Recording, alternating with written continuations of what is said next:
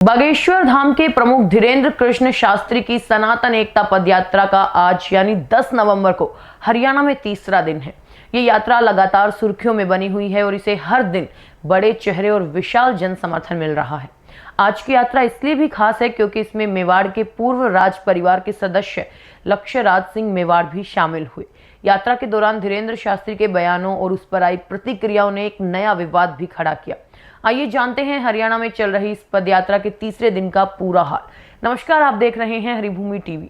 बागेश्वर धाम प्रमुख धीरेन्द्र शास्त्री की सनातन एकता पदयात्रा की शुरुआत सुबह 8 बजे फरीदाबाद के सिकरी गांव से हुई। तीसरे दिन की यात्रा में एक महत्वपूर्ण जुड़ाव देखने को मिला। मेवाड़ के पूर्व राज परिवार के सदस्य लक्ष्य राज सिंह मेवाड़ वो भी धीरेन्द्र शास्त्री के साथ पैदल चले। लक्ष्य राज सिंह मेवाड़ जो महाराणा प्रताप के वंशज और उदयपुर के शाही परिवार के 77वें संरक्षक हैं और उनके शामिल होने से इस पदयात्रा को ऐतिहासिक और शाही समर्थन मिला। यात्रा के दौरान कई तस्वीरें भी सामने आई। पलवल के पृथला गांव में यात्रा सड़क किनारे रुकी, जहां धीरेन्द्र शास्त्री ने बिल्कुल साधारण तरीके से सड़क पर बैठकर चाय पी और इसके बाद यात्रा पलवल जिले में प्रवेश कर गई है। कल रात यानी 9 नवंबर को हरियाणा के मुख्यमंत्री नायब सिंह सैनी भी सिकरी गांव पहुंचे थे और उन्होंने धीरेन्द्र शास्त्री से मुलाकात की थी, जिससे इस यात्रा का राजनीतिक महत्व भी साफ तौर पर दिखाई देता है। पद यात्रा सिर्फ धार्मिक आस्था का केंद्र नहीं बल्कि धीरेन्द्र शास्त्री के विवादित और बेबाक बयानों के कारण भी चर्चा में है।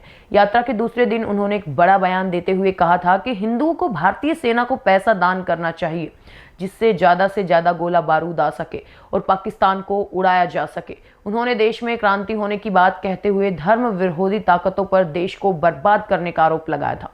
फरीदाबाद में एक डॉक्टर के घर से 300 किलो RDX मिलने की खबर पर भी धीरेन्द्र शास्त्री ने प्रतिक्रिया दी। उन्होंने कहा कि ये शासन प्रशासन का काम है और अगर इस विस्फोटक का मकसद यात्रा को नुकसान पहुंचाना था तो ये बेहद दुर्भाग्यपूर्ण है।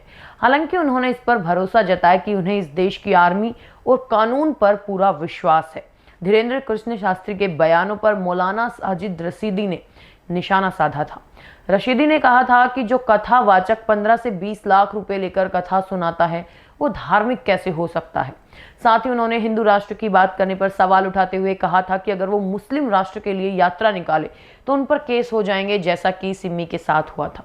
इस पर प्रतिक्रिया देते हुए धीरेन्द्र कृष्ण शास्त्री ने कहा कि इस देश में हर किसी को यात्रा निकालने का हक है, वो भी यात्रा निकाले। उन्होंने अपनी और मौलाना की यात्राओं में अंतर बताते हुए कहा कि कल उन्होंने अपनी यात्रा देश की सेना को समर्पित की थी और आज की यात्रा संत गुरुओं और सिख गुरु तेज बहादुर को समर्पित है।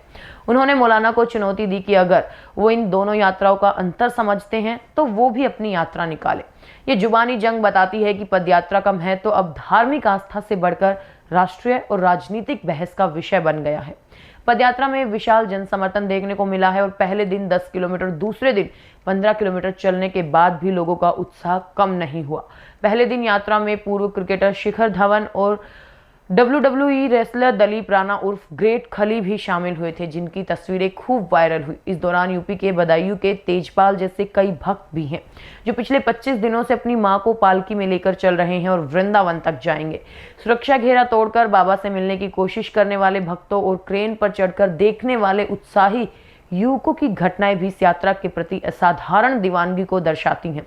तो ये था धीरेन्द्र शास्त्री की सनातन एकता पदयात्रा के तीसरे दिन का पूरा ब्यौरा, जहां शाही समर्थन, राजनीतिक उपस्थिति और जुबानी जंग सब देखने को मिला। ये यात्रा आगे क्या रूप लेती है, इस पर हमारी नजर बनी रहेगी। और आपको ये खबर कैसी लगी और इस पदयात्रा के बारे में आपकी क्या राय है, हमें कमेंट बॉक्स में जरूर बताएं।